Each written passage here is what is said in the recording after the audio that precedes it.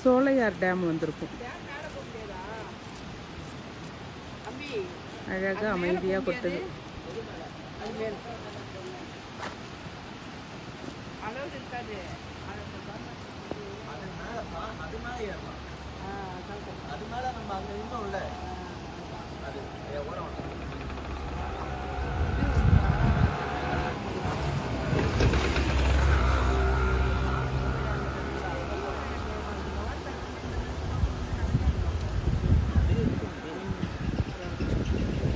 கீழே பார்த்தா பயமாக இருக்குது, ரொம்ப ஆழமாக இருக்குது. பாறை விழுந்தா அவ்வளோதான், உடனடி நிவாரணம்.